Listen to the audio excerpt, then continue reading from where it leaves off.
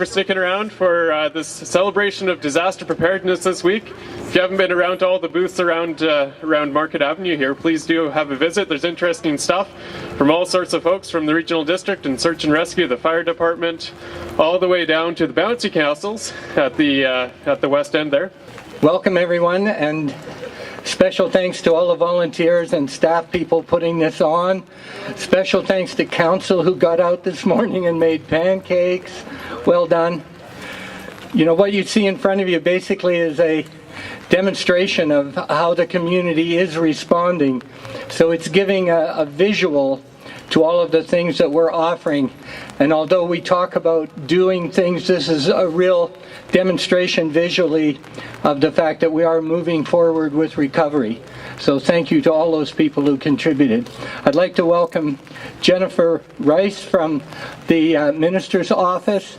We're building a relationship with the ministry, and I think you know that as we find out about the large grants that we're waiting for, that we have some difficult times ahead, that we need to work with the government closely, and I see this as building personal relationships.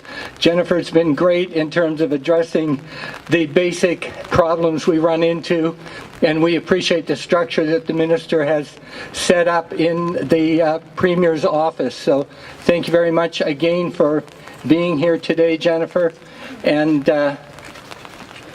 may I introduce her? Okay. Roly, are you speaking now? Okay.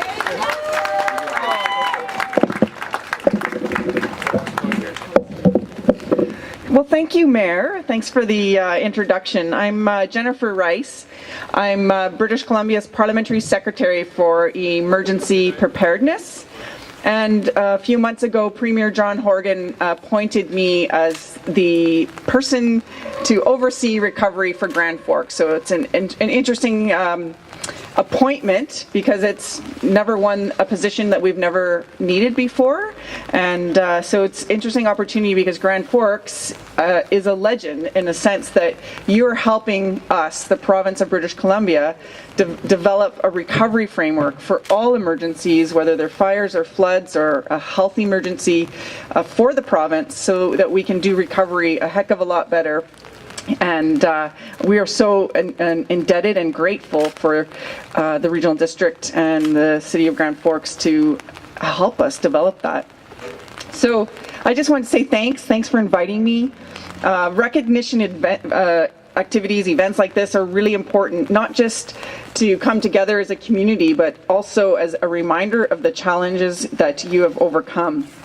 Now, I've visited Grand Forks quite a few times, and in the last year, and it's something I'll never forget because I was here when just after the floods, the major floods hit. It's something I'll never forget, but I know that you know way more than I do about that experience and what it felt like. So I just wanted to focus today on just some of the things that have been done in the past year and how the province, the city, and the regional district have been working together during this recovery. It's been a phenomenal partnership. After the floods, Premier Horgan asked me to help oversee recovery efforts in this region, and it's been my honor. It's such a strong community here, and to work with a number of people, a group of people that are clearly dedicated to helping each other. The Grand Forks and Boundary Flood Recovery Team has a lot to be proud of, and we should all be proud of their work. I know that I am. They've been dedicated advocates for your community, and they've been our partners as we find the best way forward. To date, the province has spent more than $28 million in support of Grand Forks and the surrounding region as the result of floods, and that includes the response costs. But beyond the response operations, this is money that's been provided for housing, for disaster financial assistance, economic recovery, health, and environmental supports. In the immediate aftermath of the floods, shelter was this community's most pressing need. So many people were forced from their homes. Emergency support service teams and volunteers stepped up to find a short-term solution. However, it quickly became clear that this was a long-term challenge which needed a long-term solution. And we quickly developed and introduced the Household Emergency Assistance Program. This program has empowered families to make their own recovery decisions. And it's a program we continue to provide while we all work towards suitable housing for everyone. It's great to see you all here enjoying downtown with this balmy weather. And on that note, we know that small businesses are the heart of many and all communities. I hope the support we've been providing to aid the local economy has been helpful. But I know we all know it can be difficult to focus on the future when freshet is just around the corner. As the snow continues to melt, it's difficult to not worry. However, so far, conditions are looking really favorable.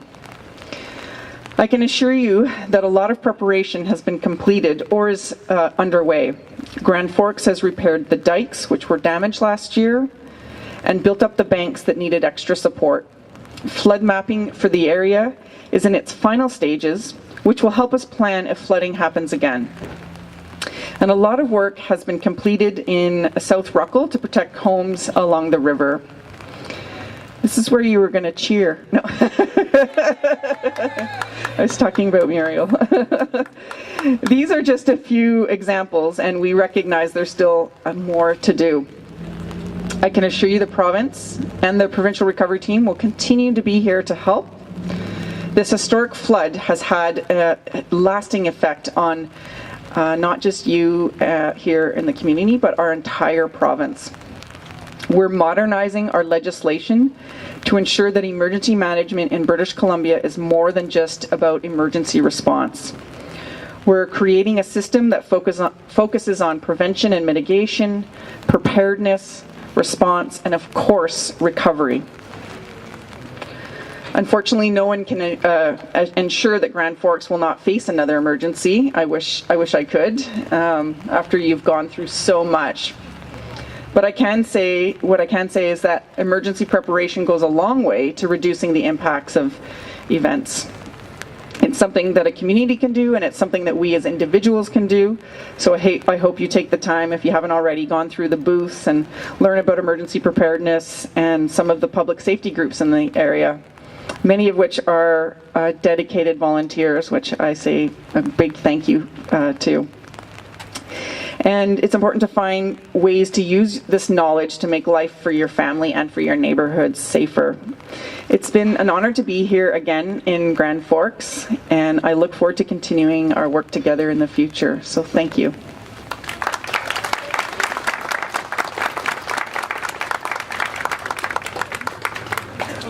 Great. Thank you, Parliamentary Secretary Rice.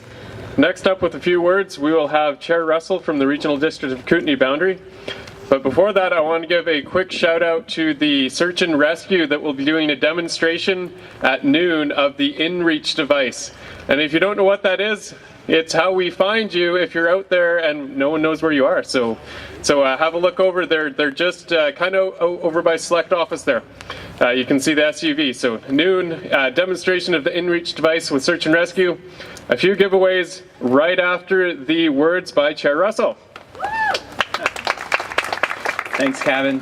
I had three things that I wanted to talk about, but given the weather, I think maybe I will just stick to one of those things. And I guess that's relationships. I was at a conference at the end of last week, and we were talking about reconciliation, talking about the importance of relationship building through reconciliation and to get to that place that we want to get to. And I wanted to, I think it's a good theme for this process as well. And I think it started in the midst of the flood with the partnerships and the relationships in the community through, for example, the massive amount of volunteer effort that was going into sandbagging and so on, thanks to some of our folks in the back there, particularly coordinating.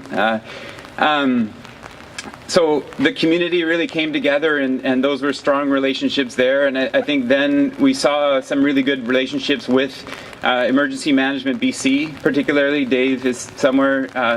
Thank you. So, you know, that was an incredibly important piece of us being able to get to the point, that relationship with the province through EMBC and then beyond. As Jen said, $28 million, we could easily be standing here with a few $100,000 instead to say, and to have to show for that. And so I think that comes to speak to the relationships that we have with the province and have built with the province. I think, I will also say there's been challenges in that relationship with the province, and I think I would thank Jennifer for being here for us and helping us navigate. I think that you're aware of some of those challenges, and that has really been in terms of the province has a mandate. They have set their sights on this thing called the Sendai framework, which really is about building back better and so on, and that has not been easy. We have put a lot of proposals in front of them that we think align with that idea of building back better, and it's been a challenge for them to implement those based on the programs that they have.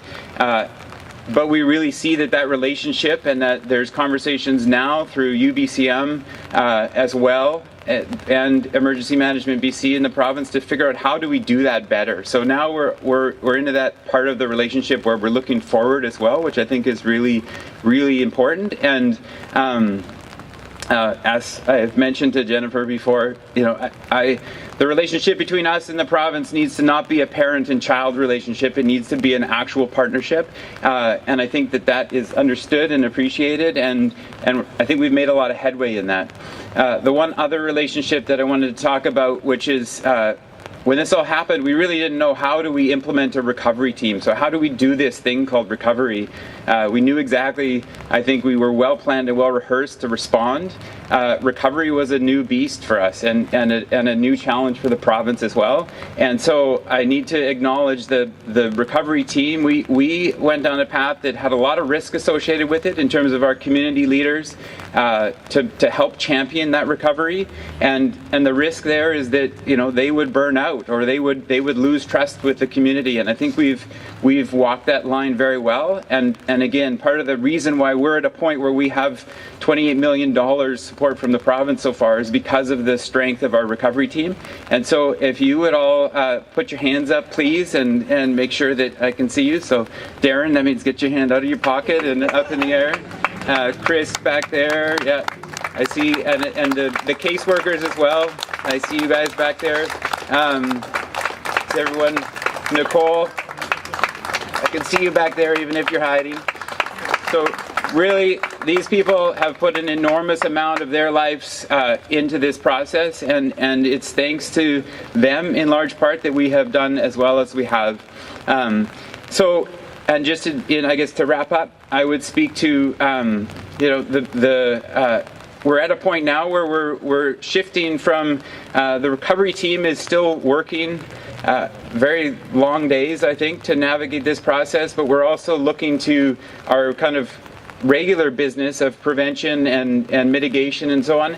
Those are the pieces that are championed by people like Mark back there at the regional district. And so I think it's important to look forward as well and see how we're doing that kind of balance between recovery and what we would do in our day-to-day in terms of taking responsibility to make sure we're ready for whatever kind of disasters are, might be coming forward for us. So to wrap up, I would say just a final thanks to Jen Rice particularly, because she has been a huge help for us to get that voice into the provincial government. And so thank you. It's really, really deeply appreciated.